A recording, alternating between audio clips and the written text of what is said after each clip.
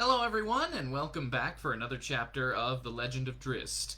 And again, like I said, I'm coming to you in the afternoon again because it's pretty much the only time today that I probably have to do this.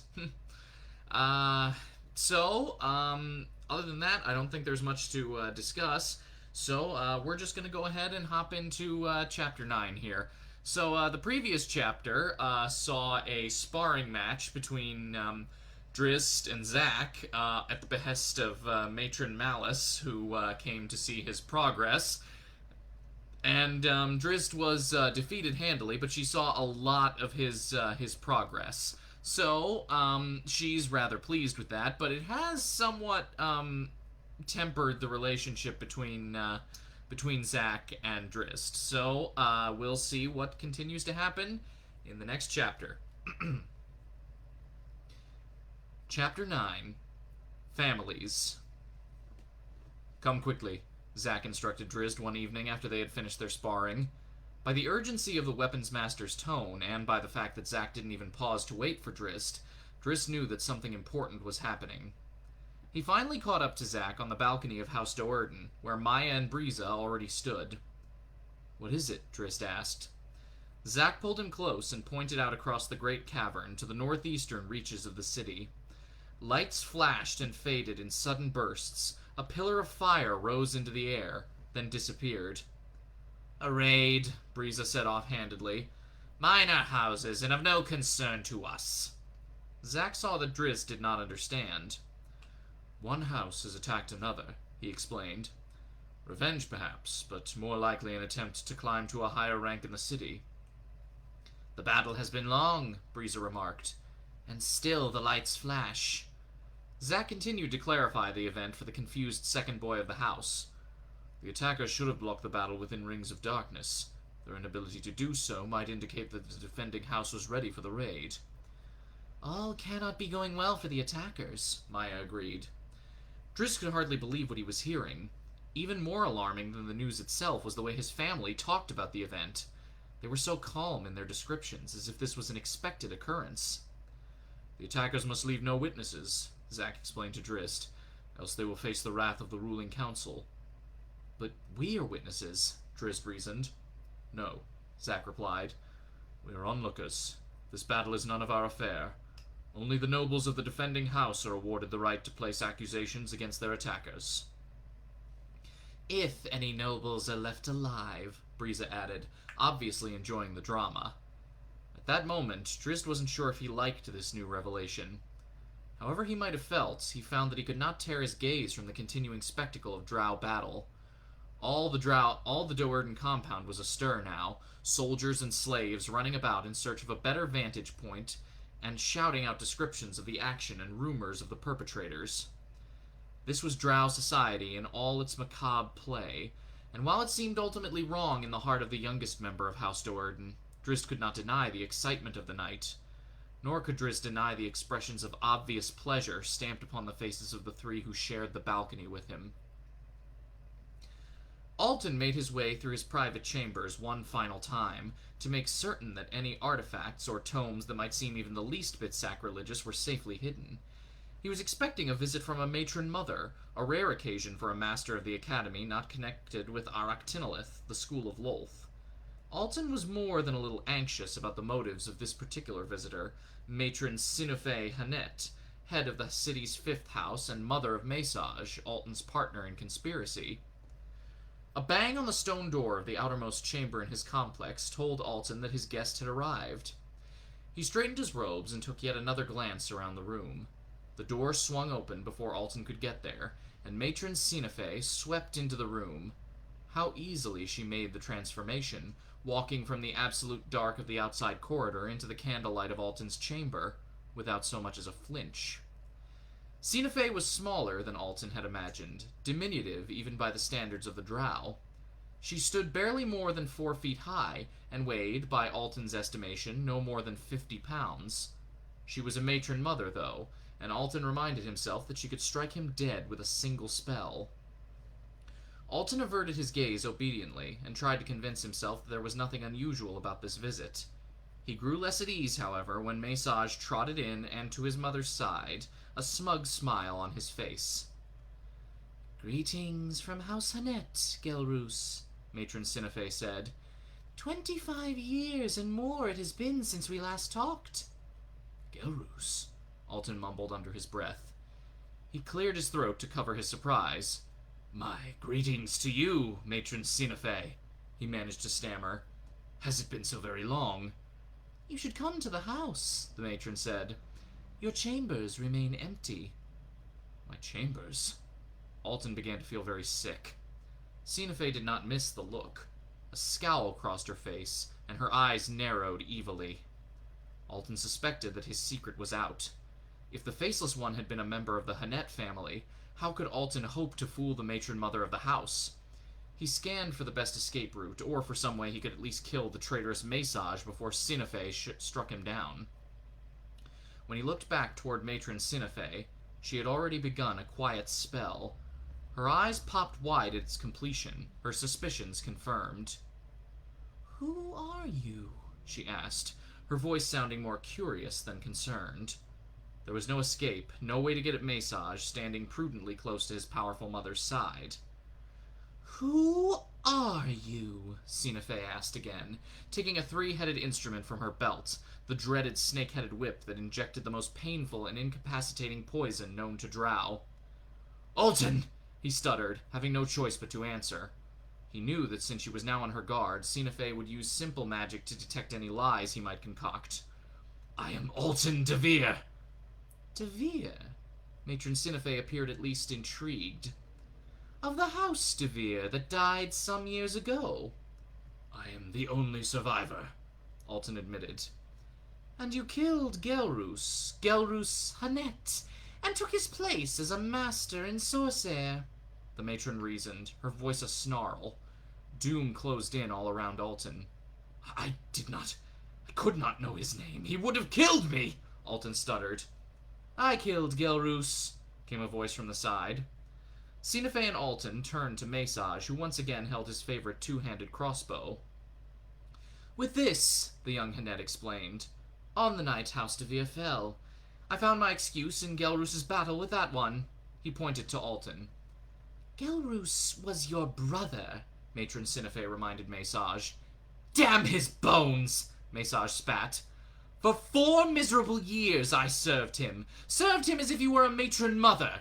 He would have kept me from Sorcerer, would have forced me into the melee Magthier instead. The matron looked from Massage to Alton and back to her son.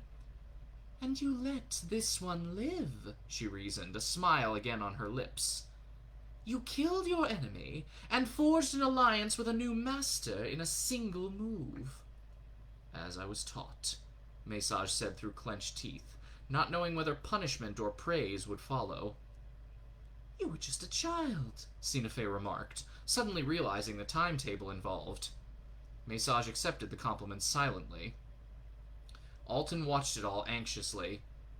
Then what of me? He cried. Is my life forfeit? Sinafey turned to glare on him.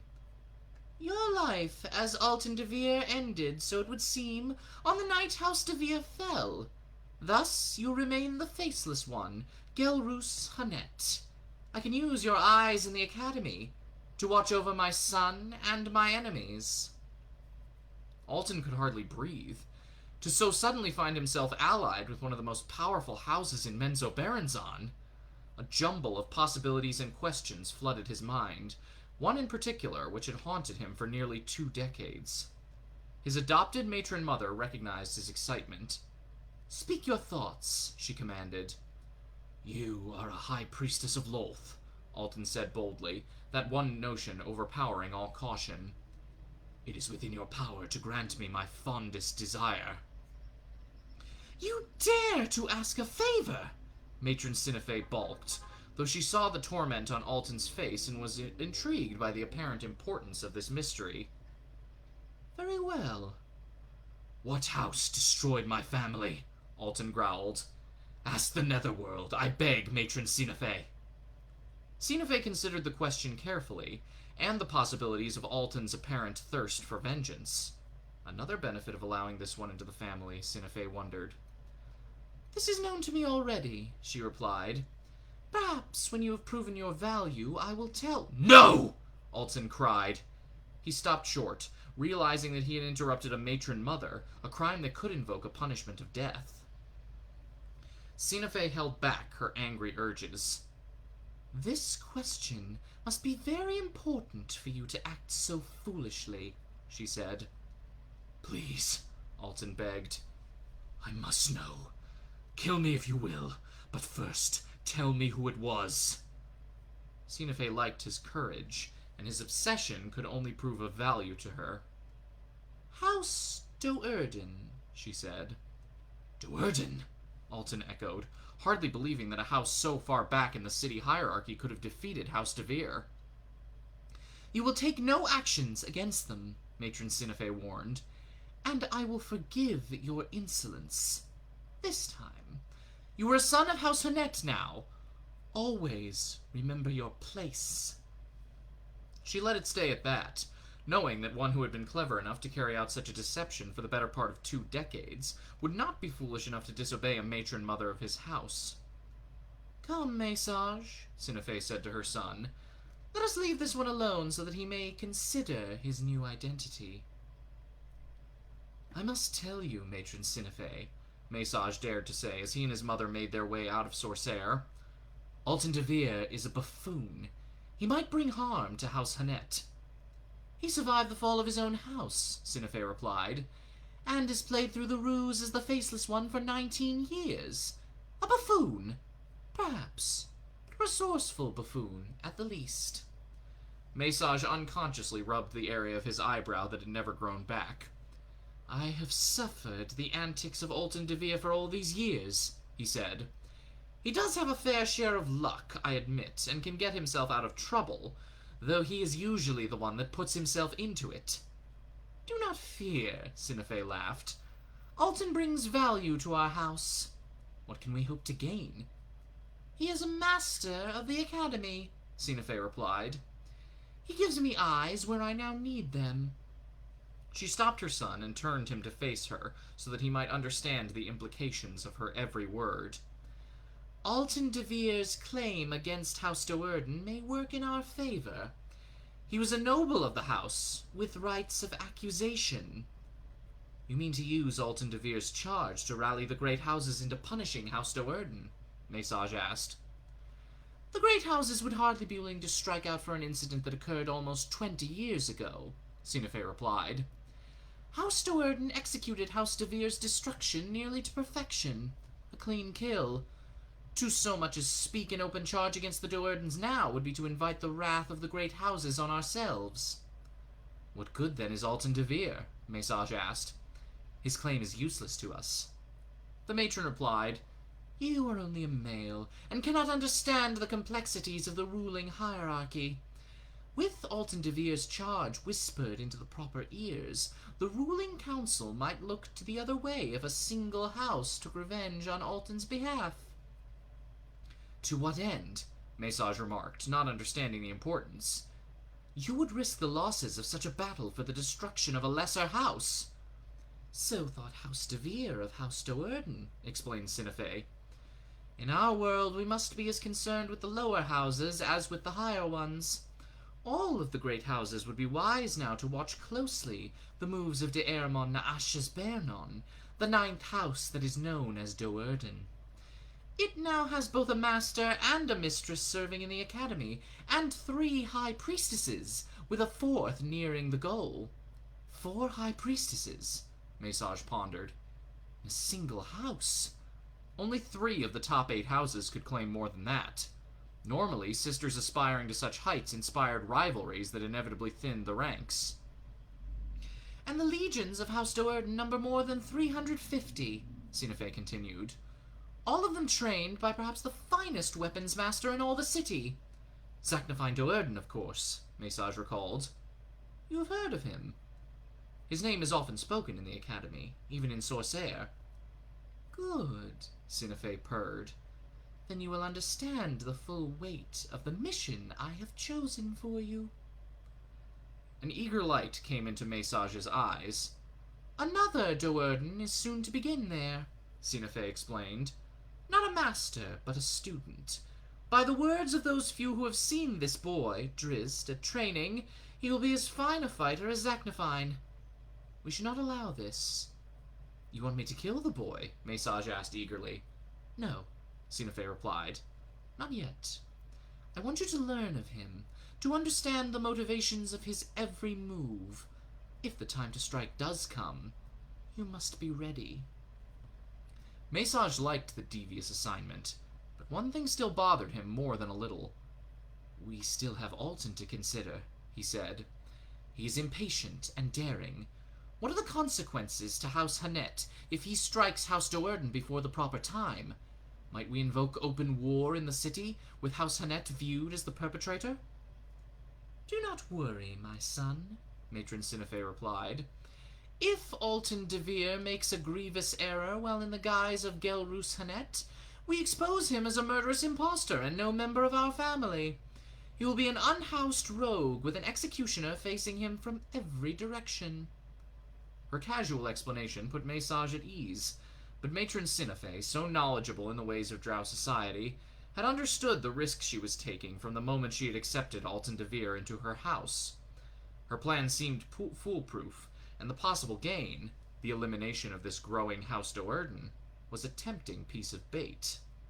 But the dangers, too, were very real. While it was perfectly acceptable for one house to covertly destroy another, the consequences of failure could not be ignored. Earlier that very night, a lesser house had struck out against a rival, and, if the rumors held true, had failed. The illuminations of the next day would probably force the ruling council to enact a pretense of justice, to make an example of the unsuccessful attackers. In her long life, Matron Sinafey had witnessed this justice several times. Not a single member of any of the aggressor houses, she was not even allowed to remember their names, had ever survived. Zack awakened Drizzt early the next morning. Come, he said. We are bid to go out of the house this day. All thoughts of sleep washed away from Drizzt at the news. Outside the house, he echoed.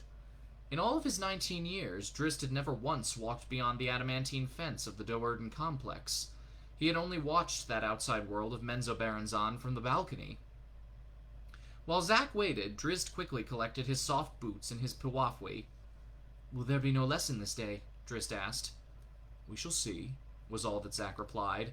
But in his thoughts, the weapons master figured that Drizzt might be in for one of the most startling revelations of his life.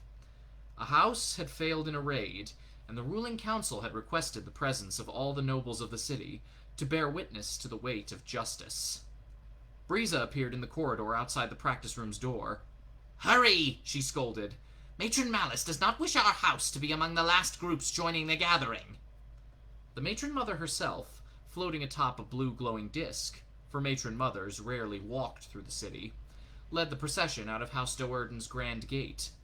Briza walked at her mother's side, with Maya and Risen in the second rank, and Drizzt and Zack taking up the rear. Vierna and Dinan, attending to the duties of their positions at the academy, had gone to the ruling council's summons with a different group. All the city was astir this morning, rumbling in the rumors of the failed raid. Drizzt walked through the bustle wide-eyed, staring in wonderment at the close-up view of the decorated drow houses. Slaves of every inferior race, goblins, orcs, even giants, scrambled out of the way, recognizing Malice riding her enchanted carriage as a matron mother. Drow commoners halted conversations and remained respectfully silent as the noble family passed. As they made their way toward the northwestern section, the location of the guilty house, they came into a lane blocked by a squabbling caravan of Duergar, gray dwarves. A dozen carts had been overturned or locked together. Apparently 2 groups of Duergar had come into the narrow lane together, neither relinquishing the right-of-way. Briza pulled the snake-headed whip from her belt and chased off a few of the creatures, clearing the way for Malice to float up to the apparent leaders of the 2 groups. The dwarves turned on her angrily, until they realized her station. Begging your pardon, madam, one of them stammered. Unfortunate accident is all. Malice eyed the contents of one of the nearest carts, crates of giant crab legs and other delicacies. You have slowed my journey, Malice said calmly. We have come to your city in hopes of trade, the other Duergar explained. He cast an angry glare at his counterpart, and Malice understood that the two were rivals, probably bartering the same goods to the same drow house. "I will forgive your insolence," she offered graciously, still eyeing the crates. The two Duergar suspected what was forthcoming. So did Zack. "We eat well tonight," he whispered to Drizzt with a sly wink. "Matron Malice would not let such an opportunity slip by without gain." "If you can see your way to deliver half of these carts to the gate of House Do'Urden this night," Malice finished. The Duergar started to protest, but quickly dismissed the foolish notion. How they hated dealing with drow elves. "You will be compensated appropriately," Malice continued. "House Do'Urden is not a poor house. Between both of your caravans, you will still have enough goods to satisfy the house you came to see." Neither of the Duergar could refute the simple logic, but under these trading circumstances, where they had offended a matron mother, they knew the compensation for their valuable foods would hardly be appropriate. Still, the Grey Dwarves could only accept it all as a risk of doing business in Menzoberranzan. They bowed politely, and set their troops to clearing the way for the drow procession. House Tekenduis, the unsuccessful raiders of the previous night, had barricaded themselves within their two stalagmite structure, fully expecting what was to come. Outside their gates, all of the nobles of Menzoberranzan, more than 1,000 drow, had gathered, with Matron Bainry and the other 7 matron mothers of the ruling council at their head. More disastrous for the guilty house, the entirety of the 3 schools of the academy, students and instructors, had surrounded the Tekenduis compound. Matron Malice led her group to the front line behind the ruling matrons. As she was matron of the 9th house, only 1 step away from the council, other drow nobles readily stepped out of her way. "House Tekenduis has angered the Spider Queen!" Matron Bainry proclaimed, in a voice amplified by magical spells. "Only because they failed," Zack whispered to Drizzt. Briza cast both males an angry glare. Matron Bainry bade 3 young drow, 2 females and a male, to her side. "These are all that remain of House Freth," she explained. "Can you tell us, orphans of House Freth," she asked of them, "who it was that attacked your house?" "House Tekenduis!" they shouted together. "Rehearsed," Zack commented. Briza turned around again. "Silence!" she whispered harshly. Zack slapped Drizzt on the back of the head. "Yes," he agreed. "Do be quiet." Drizzt started to protest, but Briza had already turned away, and Zack's smile was too wide to argue against. "Then it is the way of the ruling council," Matron Bainry was saying, "that House Tekenduis suffer the consequences of their actions." "What of the orphans of House Freth?" came a call from the crowd. Matron Bainry stroked the head of the oldest female, a cleric recently finished in her studies at the academy. "Nobles they were born, and nobles they remain," Bainry said. "House Bainry accepts them into its protection. They bear the name of Bainry now." Disgruntled whispers filtered through the gathering. 3 young nobles, 2 of them female, was quite a prize. Any house in the city gladly would have taken them in. "Bainry," Briza whispered to Malice. "Just what the first house needs. More clerics." 16 high priestesses is not enough, it seems," Malice answered. "And no doubt Bainry will take any surviving soldiers of House Freth," Briza reasoned. Malice was not so certain. Matron Bainry was walking a thin line by taking even the surviving nobles. If House Bainry got too powerful, Lolth surely would take exception. In situations such as this, where a house had been almost eradicated, surviving common soldiers were normally pooled out to bidding houses. Malice would have to watch for such an auction. Soldiers did not come cheaply, but at this time Malice would welcome the opportunity to add to her forces, particularly if there were any magic users to be had. Matron Bainry addressed the guilty house. "House Tekenduis," she called. "You have broken our laws and have been rightfully caught.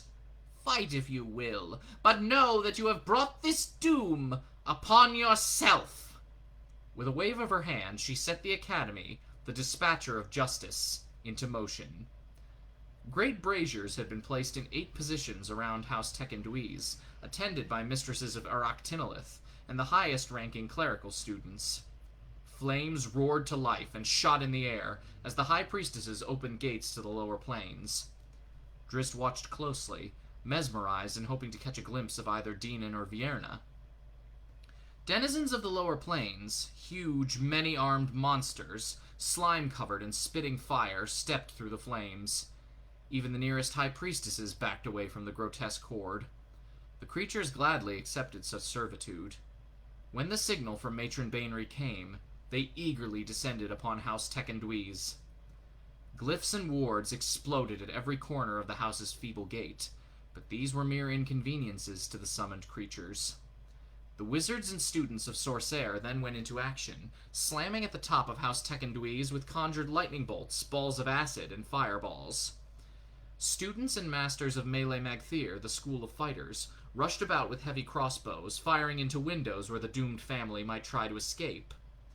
The horde of monsters bashed through the doors. Lightning flashed and thunder boomed. Zack looked at Drizzt, and a frown replaced the master's smile. Caught up in the excitement, and it certainly was exciting, Drizzt bore an expression of awe. The first screams of the doomed family rolled out from the house, screams so terrible and agonized that they stole any macabre pleasure that Drizzt might have been experiencing. He grabbed Zack's shoulder, spinning the weapons master to him, begging for an explanation. One of the sons of House Tekken-Dweez, fleeing a 10-armed giant monster, stepped out onto the balcony of a high window.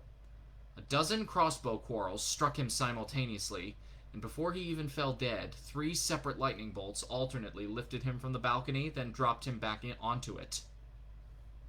Scorched and mutilated, the drow corpse started to tumble from its high perch, but the grotesque monster reached out a huge clawed hand from the window and pulled it back in to devour it. "Drow justice," Zack said coldly. He didn't offer Drizzt any consolation. He wanted the brutality of this moment to stick in the young drow's mind for the rest of his life. The siege went on for more than an hour, and when it was finished, when the denizens of the lower planes were dismissed through the Brazier's gates, and the students and instructors of the academy started their march back to Tir Bresh, House Tekken-Dweez was no more than a glowing lump of lifeless, molten stone. Drizzt watched it all, horrified, but too afraid of the consequences to run away. He did not notice the artistry of Menzoberranzan on the return trip to House Do'Urden. And there we have it. That is today's chapter. The drow are a pretty brutal lot, and they don't shy away from that at all in this novel. Alright, so I will be back tomorrow with our next chapter. I hope everybody stays safe and stays healthy, and I will see everyone then. Good night, everyone!